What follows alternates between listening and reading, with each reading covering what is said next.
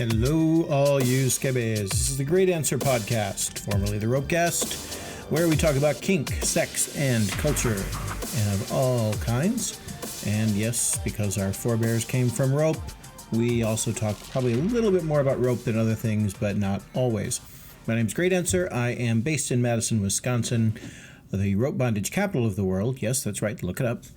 And I travel all over the place, heading off to different locations to teach about kink and perform and explore and learn, and sometimes, if I'm lucky, accompanied by my faithful servant, Naya. Say hi, Naya. There's Naya. And we will be traveling to Columbus, Ohio, in just a few days, actually. We're going to the Columbus GRU. That's the unconference that I run in various locations. This is the second time we've run it in Columbus, but the first time we've done it at the Columbus Space.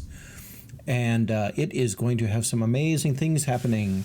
Naya will be leading possibly a couple of classes. One, a Skillshare on cock and ball bondage. And also a rope walkers roundtable. Rope walking is like what bootblacking is to leather. Rope walking is to rope.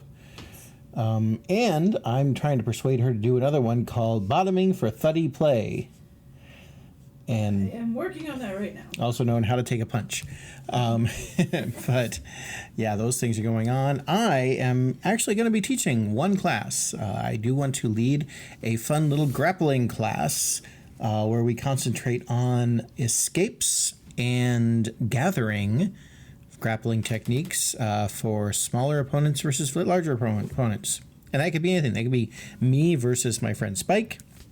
It could be our friend Princess JD versus Pepper Potts. I mean, any size differential thing, how to deal with escapes and being a slippery eel to make them go, damn it. So those are just samples of some of the things that you can experience at the Columbus GRU. So if you haven't got your ticket yet, you should get it. It's columbus.gru.space. And if you can't make that because you live somewhere way out west, guess what? We're starting 2017 with another GRU, la.gru.space. Tickets are available right now. We'll be in LA the first weekend in January, right before the coronation. So it's been a while since I've done this podcast.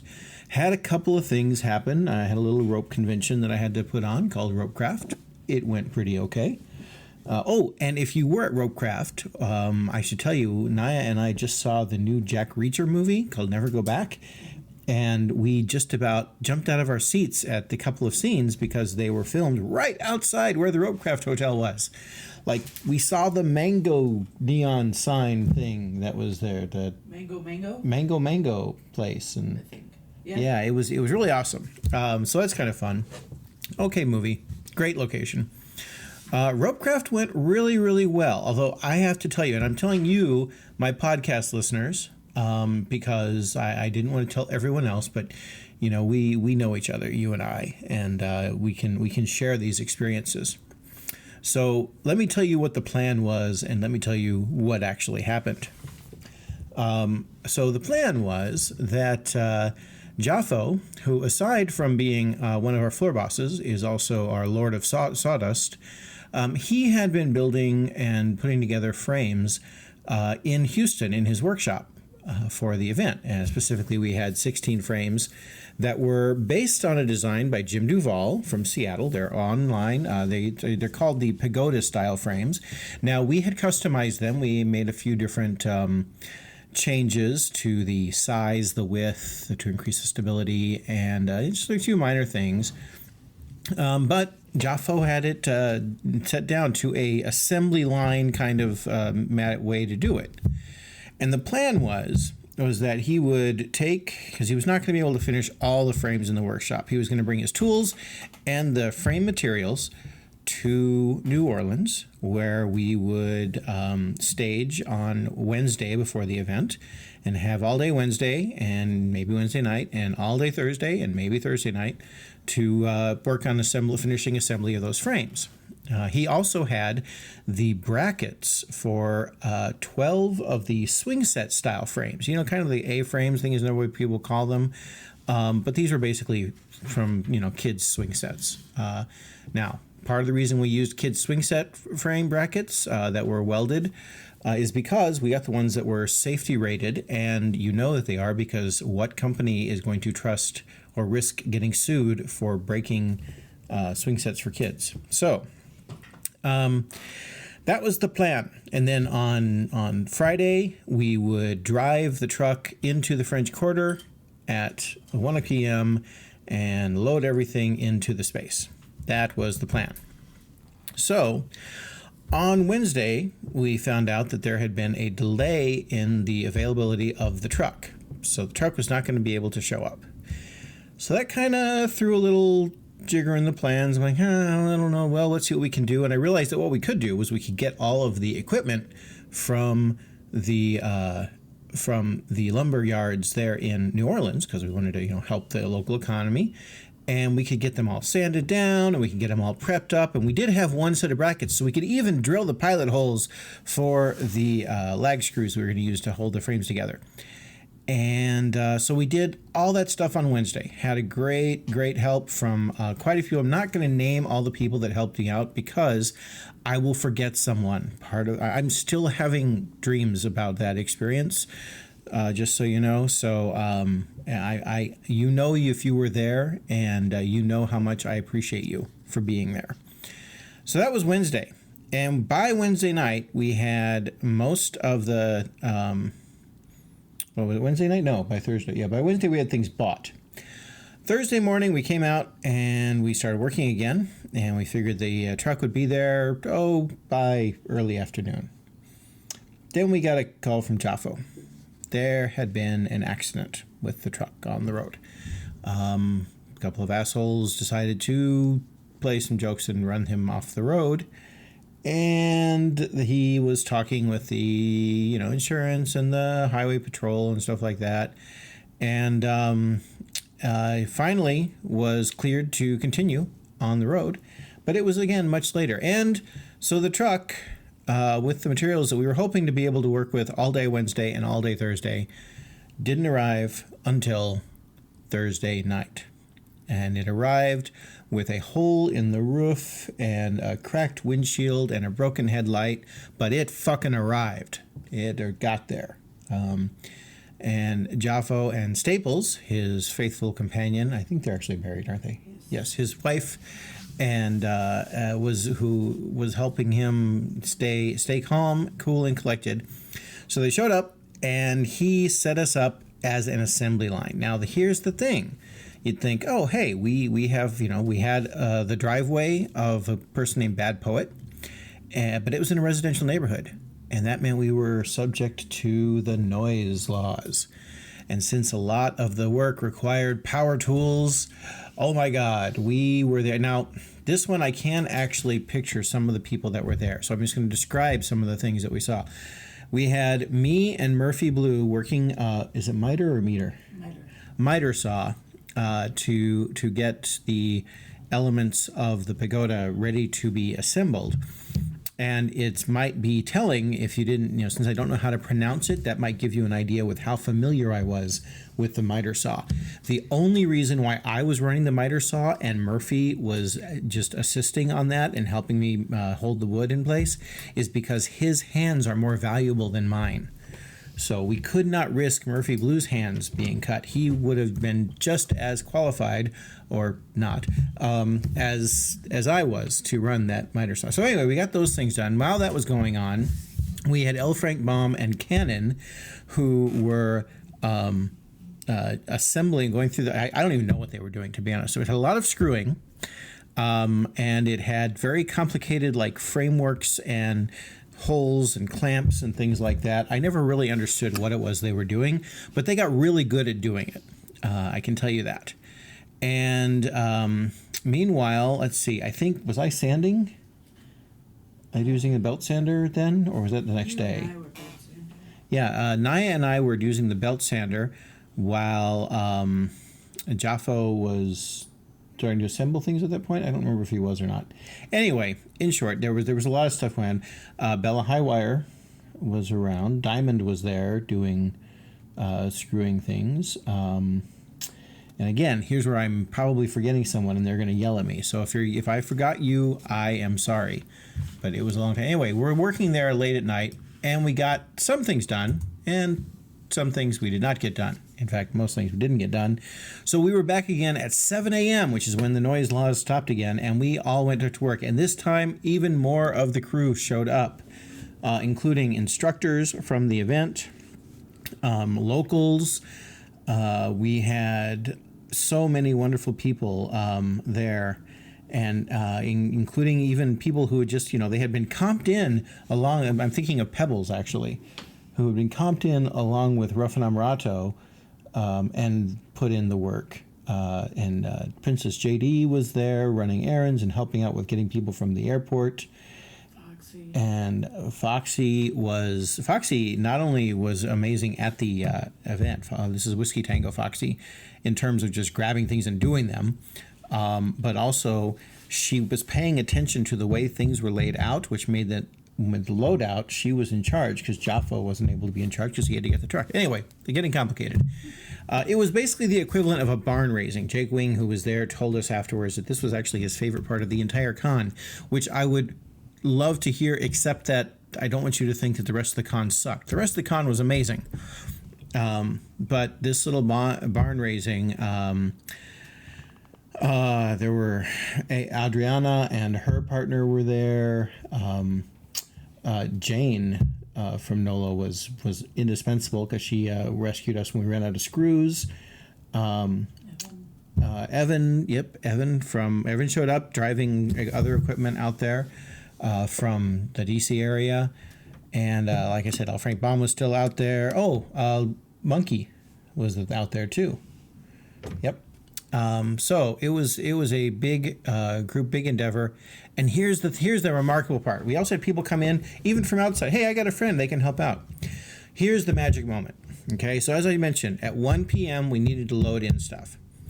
We worked our asses off. We got all but 3 of the pagoda frames done by 11:30. And I looked at my clock. I'm like, okay, we have to leave because we had a window of time at 1 p.m. that we had to be there in the French Quarter. And I had been kept up the night before wondering if the truck that we had was going to fit into the French Quarter. So I thought, okay, it's 11:30. You guys have done a great job. I'm glad that you did this. I'm glad that you helped out. We have done amazing things. We have got 13 pagoda frames finished. Well, okay, I guess they started with 4. So we had 9. We were able to completely assemble 9 entire pagoda frames, sand them down, get them all put in place. I said, okay, so we have to load in at 1 p.m., which means we need to leave for the French Quarter in an hour or 12:30. So I want you all to go get some rest, get some sleep, maybe real quick, maybe take a shower, whatever, take a break and do it. And they all looked at me. And one person said, what are we going to do for an hour? We got 2 more frames. We can do at least 2 more frames in that time. And everybody looked at each other and went, yeah, let's do that. So they went to work and they put together another 2 frames. And they got those done so fast. I think it was like 12:10. And we had to leave at 12:30. And they said, we can do this. They put together another entire frame in that 20 minutes and got all of the frames assembled within that time. Now, if you had asked me Thursday night, even when we were doing stuff, even when we were getting people there, if I thought that we could get everything done, I would have said no fucking way. In fact, at that point, I wasn't even sure we were going to have equipment. But we were going to try. It was a fucking miracle because these people just stepped up and did their stuff, and it was just amazing. I am humbled by the amount of stick-to-itiveness. And here's the thing. I looked at an experience like that, and then I think about those people that say, well, we don't have a real community. And I say, fuck you. If you don't have a real community, that's your own damn fault. Because people who step up and take part, that was our community. So that's just one part. I didn't even tell you about the fire. But yeah, there was a lot of interesting moments pre-ROPECRAFT. When ROPECRAFT happened, it was amazing. And I want to give a special shout out to Ozma, who made a miraculous system of getting people surveyed beforehand to see what classes they were most likely to want to go to, and then coming up with a way to fairly draw from a lottery so that people could get into the class without maybe having to cheat or stand in line for 3 hours or things like that. In fact, by the end of the con, Ozma's system had completely eliminated lines. And everybody who stood in the line, what lines there were, to get into a class, they got into their classes. Now, some people, when we said, oh, you didn't get picked in the lottery to get in the class, well, stand in the standby line and stand by that class, and we'll see if we can get you in. Some people said, well, fuck that. I'm not going to get in. That line's too long. And they went off and did something else. They are the only people at ROPECRAFT who did not get into the class that they wanted to get into. Everyone who stood in the standby line was admitted into the classes eventually. We just had to make sure they had room. What you weren't able to do was, say, hold a space for somebody else. You weren't able to, game the system by having 2 +1s that ended up going and becoming your friends that didn't actually get the lottery. You weren't able to do all kinds. You weren't able to stand in front of 2 classes and then pick the one that you wanted to go into. Yep, all those gaming systems that you used for other cons was not happening. Instead, you just had to get into the classes you wanted to get into without having to stand in line. I hear that Bondage Expo Dallas is going to be trying a similar system with a few changes, and we can't wait to hear how theirs worked out. Actually, reading their description gave me and Ozma both an idea of how to make our system even better. So we're looking forward to that. And by the way, Bondage Expo Dallas, awesome event. And one part of their technique for making sure that people get into the classes they want is to sell fewer tickets, which means you should definitely get yours soon. BondageExpoDallas.com. Speaking of which, they are not sponsors, by the way. I just happen to like their event and wanted to let you know about it. But I do have sponsors, and we should talk about them. Twisted Monk. Twisted Monk Rope is one of our main sponsors. Now, he likes to play jokes on me. Now, you may think that, hey, Gray, you're good friends with Twisted Monk. You must get to see stuff early on and things like that. Well, that is true. I got to see a gear slinger when it was in prototype. I got to try out his wax candles when they were prototypes. Here's the thing. If you look at my gear slinger and you look at my candles and you look at the gear slinger that he actually sells and the candles that he actually sells, they don't look anything alike. So I'm not sure if Twisted Monk might be just playing a joke on me and sending me stuff that he knows won't work to see if I'll actually use it. Like a let's see if Mikey likes it kind of thing. Oh my God, did I date myself by... If you got that reference, by the way, you are old. Just letting you know. If you didn't get that reference, good. Enjoy your youth. It's wasted on you. Wow, bitter, Gray. Bitter much? But I will tell you this. Naya and I have tried out this wax. I'm pretty sure it's the same wax, just a different delivery system with his new things. And you should try them out. There is a link on the ROPECAST.com. Yes, I haven't changed the podcast name yet. Sorry about that. But you can find it there, and I'll also tweet a link to it as well.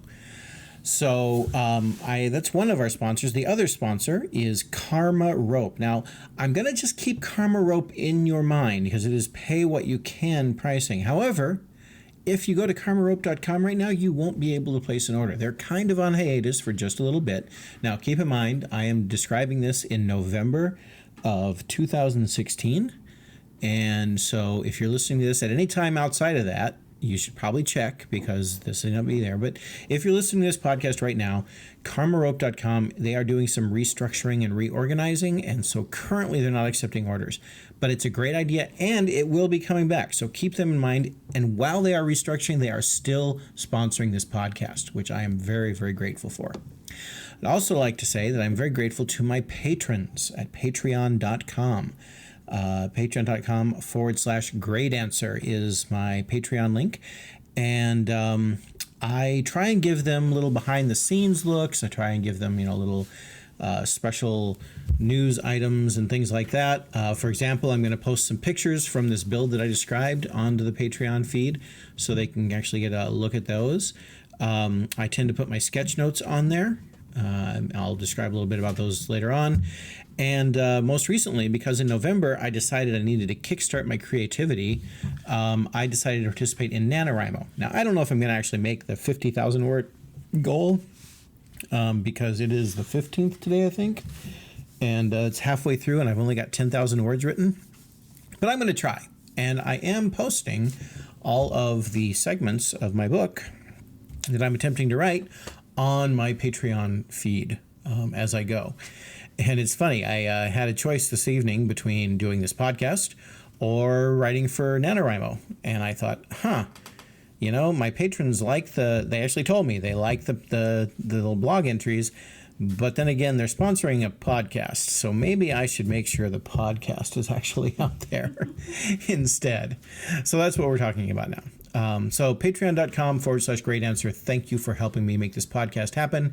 We are working on making videos a part of this as well, but it takes some time. And like I said, I've been a little bit busy. A few things have happened, like the election. Yes, that's right. I am going to talk about the election a little bit. First of all, we'll talk about the most important thing, the safety pin. As you may have noticed, the most important issue facing us is whether or not you should wear a safety pin. I will tell you the answer to that. I'm wearing one. Now, we're going to move on to more important things.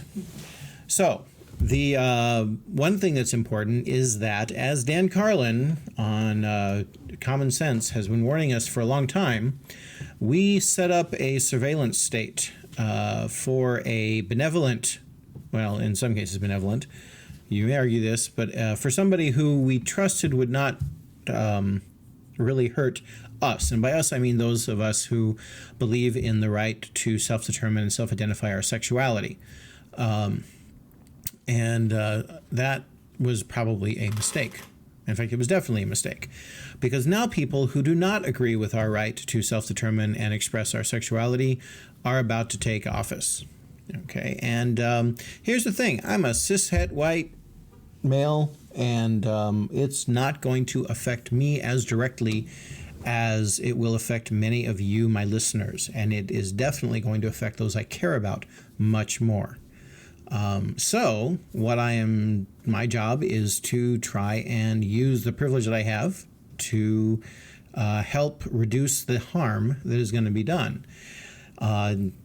Another way to put it is I'm part of the resistance, and I didn't make that up. That is something that California representatives put up there, and I would totally agree with it too. So some of the stuff I talk about now in this podcast are going to be about ways to protect yourself, ways to try and counter this.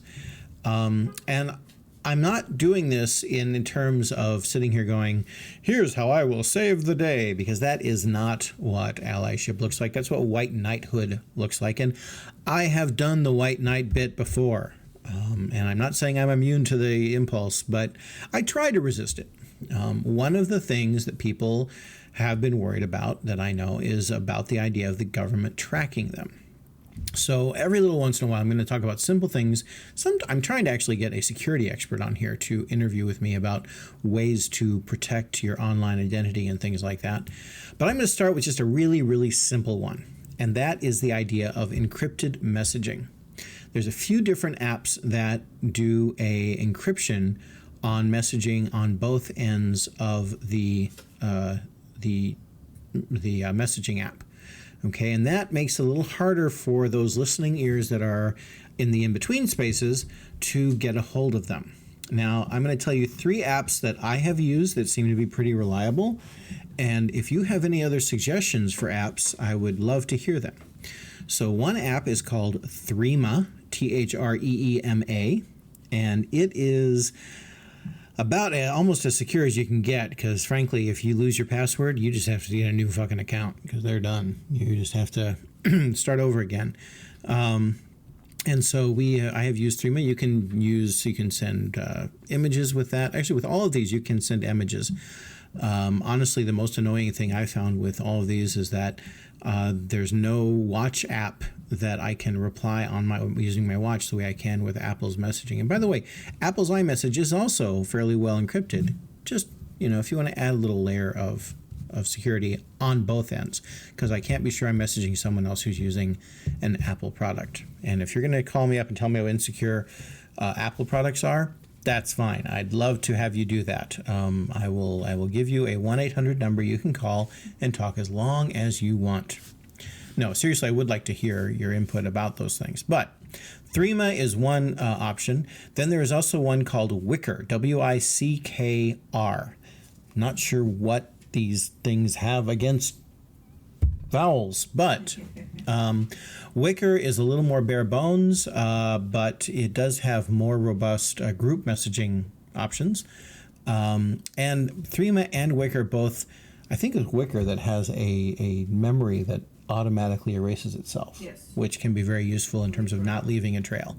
So that's secure. The one that I've been trying out that has had recommended most is called Signal, and that has tended to work pretty well. One of the nice things about it is that if you install Signal, then if you have friends who already have it, it will bypass your messaging app and they will start talking to you through Signal. So I got to talk to a bunch of friends there. Now, it's important to remember that it is entirely possible that the government will decide, hey, if you're using one of these apps, if you have this app on your phone, that makes you the enemy. That means you are trying to hide something. And if you're trying to hide something, that means we have to arrest you. So you can actually be arrested for having these apps on your phone. Okay, not now, you can't, but in some regimes that have cracked down on things, having the apps. Now, how do I know this? I know this because I have read up at the Electronic Frontier Foundation. Okay, that's EFF. And they have playlists of how you can protect yourself more using various things. And I'm actually going to go to the website. So let's see here. EFF.org is the website. Defending your rights in the digital world. Boy, are they ever important now. Now, in the Take Action section, they have places to, ways you can actually make things happen. But let's see, I'm trying to find their projects. Free speech, open wireless, surveillance, self-defense. That's what you're looking for. ssd.eff.org. And in their playlists section, okay, you can, depending on what role you have, they have a list of articles to talk to you about how to make things more secure. Are you an academic researcher? Are you an activist or protester? A human rights defender? A journalism student? A journalist on the move? A Mac user? An online security veteran? Which means, things you can use to enhance. Or a starter pack, or here's the reason why I'm bringing this up on this podcast, if you are LGBTQ youth, okay? Because the resources that some people need to find are not available in real space, and so they only find them online, and if you want to find them in a safer way to avoid accidental outing to peers, family, or online advertisers, then you can do that. And they have some really good things on how to encrypt your iPhone, how to create strong passwords, and most importantly on threat modeling. And that kind of goes back to that whole, do you need this? Maybe you don't need this. Maybe if you are an LGBTQ youth living in the Castro, it's likely that you're not necessarily going to be as at risk as if you are living in, where's the place? Our future vice president's home state, is it Indiana? And that's nothing against Indiana. We just had an Indianapolis GRU, but Mr. Pence is not the person that I want to necessarily have in charge of my kids' expression of their sexuality. And by the way, I am aware there was an incident in the Castro where someone was beaten, and here's the thing, that happened, and the response was that now they have patrols out there to help make sure that doesn't happen again. when people are beaten in other neighborhoods where it is less frowned upon, unfortunately, they don't have that same very civilized response, which is why I'm so envious of San Francisco and Seattle and places like that seem to not only be earlier in the day than us, but further ahead in terms of cultural maturity. So yeah. And yeah, you know what, you're going to hear, if you're sitting here being offended by my politics, I don't give a shit. I am done being nice. I am done trying to balance both sides. We have a president coming who literally says you can get away with anything if you're a star, and I mean literally said that, and talked about how you can grab women by their pussy. And if that's what we can have in the Oval Office, then we have reached a point where I don't give a shit if people are offended when I say I don't like that. And I can tell you that I am outing myself to my family and friends. I used to say, I'm going off to a performing arts convention. I'm going off to a Japanese performance art thing. No, fuck that. I'm going to tell my parents or whoever that I'm going to a bondage convention. I'm going off to teach people how to have better sex or more fun sex, or learn from people how to have better sex for me and for Naya and for my our girlfriend, the blonde, and our play partners and things like that. And we're going to have dirty sex, and it's going to be awesome. So that's kind of the tone of this podcast is going to be from here on out. I've tried to be neutral in the past, and look where that got us. And I'm aware that this also makes me a bit of a target, and that's okay too. This goes back to that whole leveraging the privilege kind of thing. I would much rather people come after me, because if they do come after me, then other people who look like me that see me being come after will say, maybe I'm not so safe. Maybe we should make some changes, but we'll see. Anyway, speaking of consent, this is the last thing I wanted to talk about here. Last night here in Madison, the Tone Project had a panel which was about, what was it? It was about consent amplified was what it was called. And it was about consent issues in the dance spaces in Madison, Wisconsin. Now, the panelists were Emily Mills was the moderator. We had Martha White. We had Lily Lux, who is another sex educator and BDSM educator. I'm hoping to get her on here. We had Sarah Akawa, who runs Queer Spaces and POC-centered music spaces. And we had Dana Pelabon, who manages a bar called The Frequency, co-owns a bar called The Frequency here in Madison, and also helped manage the Foxy Veronica's Peach Pies. And you've probably maybe even heard her on a podcast or two, because she's been on the ROPECRAFT, I'm sure. In the past, she was at the very first GRU. So anyway, it was an interesting talk, and I took a couple of things away from it that I wanted to share with you. First thing I wanted to share with you is this.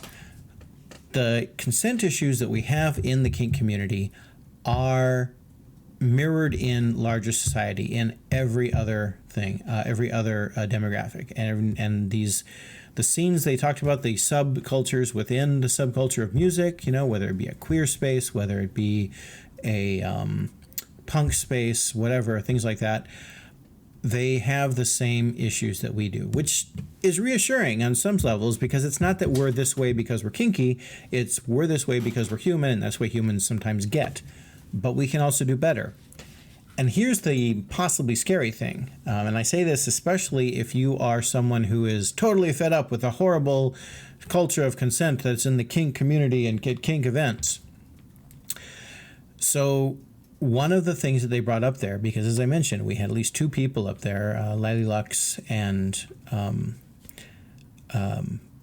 Pelabon, who were involved in the kink community, and either actively or formerly. And so the kink community was brought up in the fetish nights in Madison, and particularly at a bar called the Cardinal Bar. And the people up there were talking about how the BDSM, and I'm not talking about Lily or Dana, I'm talking about the other people there, were saying, well, the kink community has consent built into all of their interactions, a model for consent. It's a current. Now, it may not be perfect, of course, and they acknowledge that there are problems, but the fact that it is ingrained into the very first thing and the most base part of our interactions, they found that to be very, very envious. And they held up the fetish night at the Cardinal Bar as an example of a place where consent is done in a good way. And part of this is because, as Lily Lux put it, if she could own a space, she would call it consent. That's part of the reason I want to get her on this podcast, because I think she'd love the consent.rocks website. But the idea is that they were talking about how, that was awesome, and they wanted to figure out how to take that ingrained consent model and put it into the other spaces. I just repeat that. They wanted to take the kink community's consent practices as they saw them and put them into their spaces because they were better. And here's the real kicker. I know people who go to the Cardinal Bar, and let me tell you that at the Cardinal Bar, as compared to other events, the other events that like ROPECRAFT, like BED, like Dark Odyssey, and things like that, have a better consent model than is at the or not better consent model, have a populace that practices better consent than the Cardinal does, because the Cardinal is not kink people, it's people who are interested in kink. Big difference there. So what I'm saying is, not saying, hey, you should be happy for what you got. I'm just saying that there is a spectrum of consent models, and while we definitely should not rest on our laurels and pretend like we have done all the work that is needed, because we haven't, at the same time, we need to be grateful for what we do have. We need to appreciate the fact that we have done some work and continue to maintain that. That's what I was saying. Okay, now before I close out this podcast, I'm going to go back to the web, because just before I started, asked people who might be on Twitter if they had any questions for me to answer on the podcast. So let's see if anyone took me up on it. Let's see. Rigger J said he would like stories from behind the scenes of running an event. Nope, sorry, that's top secret. I am not going to talk about what it was like behind the scenes at an event like ROPECRAFT. Definitely not. No way, no how. I am just there. And that's the only question I had. No. Thanks, Rigger J. Actually, Rigger J also, by the way, did a special project that I think it's an ongoing project called The Conversation. And it had to do with breaking apart the elements of a rope scene from beginning to end. Not just the sexy parts, or just, well, actually it's all sexy, but not just the parts where, oh my God, look at that awesome picture. Parts that really show the interaction between people. And he brought that to ROPECRAFT, which we really appreciated. And also loaned us a backdrop, which we also appreciated. So, yeah, you should definitely check his stuff out. I wonder if he has his website listed on here. Yeah, riggerj.tumblr.com. He uses Tumblr. And just so you know, he has some of the best cigar and rope photos I've ever seen. And some of them are actually inspirations for the NaNoWriMo that I'm writing. Did I mention the title of that is called The Dance of Smoke and Ash? So, yeah, and it has a dance and cigars in it. So I think that's about all I got. Again, I'd like to thank my sponsors, KarmaRope.com and TwistedMonk.com. Twisted Monk is, of course, getting ready for the Death March for the holiday season. But he also just recently celebrated 2 milestones. He celebrated another anniversary of being clean and sober, which I very much respect. And also he celebrated being able to finally, after many, many, many years of hiring other people, give himself a salary. And what did the guy do when he got himself a salary? He looked at the person who was the president-elect and said, fuck that, I need to start donating to other places. And that is a good example to set. And I am following that example by arranging for a donation to go to the Network LA Red. And that is a education site for domestic violence, for LGBTQ and kink rights. It's based in New Orleans. They do a lot of really good work, especially intersectional. Their website is bilingual, and I really respect that. And I've liked their work for a long time. And I'm arranging so that when we, for example, sell T-shirts at the Grooves, when I sell T-shirts at the Grooves, $5 from every T-shirt will be donated to the network LA Red. So if you are at a Groo and buy a T-shirt, you're donating. We will try and set it up online if you want to help out that would be great too. You might also want to check out consent.rocks, which is another thing that I don't have time to talk about right now, but it is another project that we find worthwhile, important, and it's the incident response team. And a quick shout out to Lonnie Angel and the Dark Odyssey Surrender incident response team. They put together a team in record time. They did the training. They paid their own gas and meals to make sure the event was staffed, and helped make that event a much more consent based and consent friendly environment. And the incident response team continues to develop, and we'll probably talk more about that in a future episode. So in the meantime, yes, I realize this was not a hot and sexy one. This is about the nuts and bolts, the grit, the sand, the sawdust, and the scary things that are coming to us in the upcoming years. Possibly. Probably. Who am I saying possibly? It's already scary. It's just going to get scarier. And if you're not scared, then you are really, really not paying attention. So, in the meantime, if you have any suggestions for future topics, I'd love to hear them. You can email me, greatanswer@gmail.com. You can find me on Twitter @greatanswer. You can find me on Facebook, facebook.com/greatanswer. And guess where you find me on Tumblr? Great Answer. That's right. I'm very, very easy to stalk.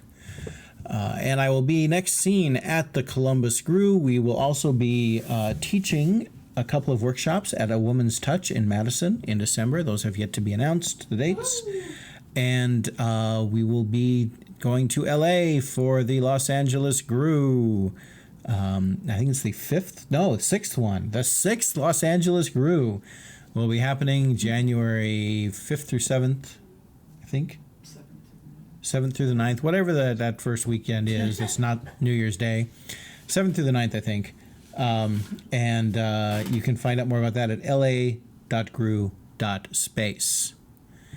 Coming to you from the rope bondage capital of the world, Madison, Wisconsin, this is the Great Answer podcast about kink, sex, and culture. Still don't have a good tagline to stop things. We'll figure it out. I'm open to suggestions. Talk to you later, and please be safe out there.